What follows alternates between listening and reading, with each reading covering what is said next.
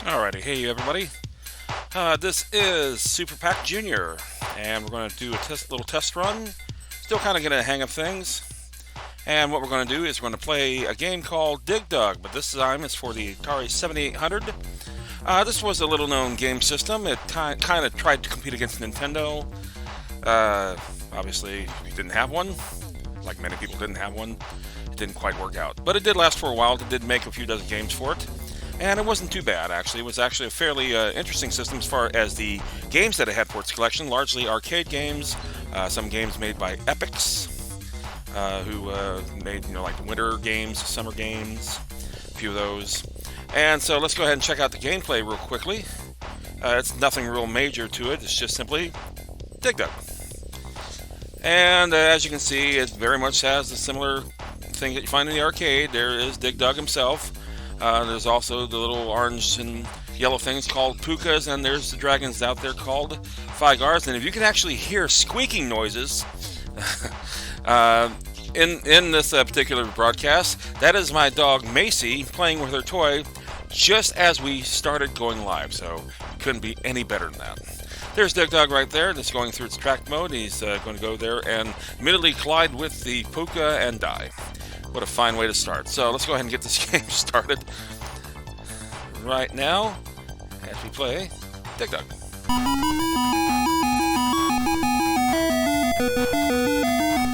Alright, it might be a little loud. I do apologize for that. The object of the game is to simply get rid of your enemies by any means possible. That's including pumping them up with your air pump, also dropping rocks on them for bonus points. If you drop 2 rocks, whether they collide with something or not, you'll get a bonus fruit in the middle of the game. The game was originally produced by Namco. Good job, Patrick. Try this again. After 2 drops, you'll get a bonus fruit, of course, unless, of course, you died like I did right now, so you get no bonus fruit.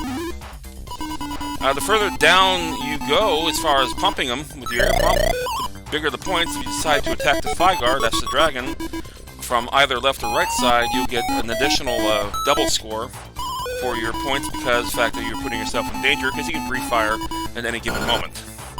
He will light up his wings and feet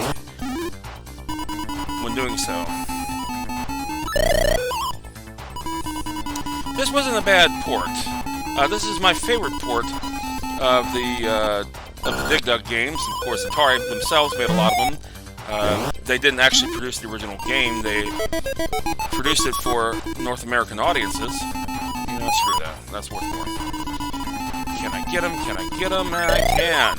For my 200 points. It was a pretty good port, like I said. They made it for the Atari 2600. They made it for this, of course. They made it for the 5200. They even had a ColecoVision version. In Japan, for the Famicom, Namcot, N-A-M-C-O-T. Good job. Yes, well, I got 4,000 points out of that, so I can't complain too much. Screw him. Just drop the rock. Get my little bonus. I think it's 800 points this time.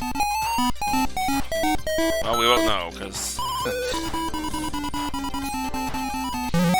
it's been forever since I've actually played this. Admittedly, I don't have my 7800 available just to hook up to a TV. It is old enough to use a manual RF switch. For those of you who are kind of young and don't know what the heck that is, that's when I do something stupid like that and complete the round. No, that's where the video game signal would take over the TV, usually channels 3 or 2 rather, and yay! Yes. Yes. Good job. There's fruit, and I died.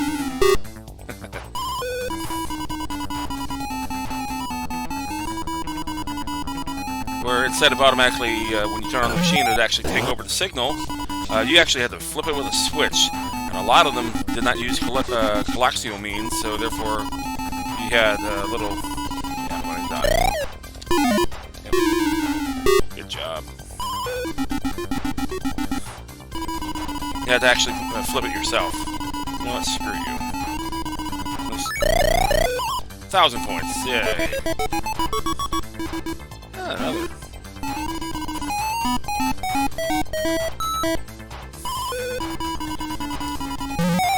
Back when I was regularly playing this game, one of the local grocery stores in my neighborhood actually had one of these to play with, and my best friend and I would actually clear this entire board practically. Oh, go, go, go. Nah. Anyway, there's that. Not terrible, not great, not terrible. There's that. Oh, so I play that regularly there, and of course I lived by a rather large arcade back when I was a child. I benefited from that, like I said, and also one of my dad's friends was a video game dealer, so kind of got a few games from that means as well. Anyway, this is the Atari 7800 port of Dig Dug. Really good port, like I said. It is one of the better ones. Only the Famicom version, in my opinion, is a better one than this. Of course, the arcade compilations came out with Namco Museum, and sadly for the PlayStation, the original PlayStation, the Namco Museum set, because it was actually a 5-game set, did not have emulation. Unfortunately, they were simulated. It wouldn't be until the Namco's 50th anniversary for the PlayStation 2 where they finally had an emulated release. So, check it out. I'm going to take off. We'll see you later. Thanks for watching the stream.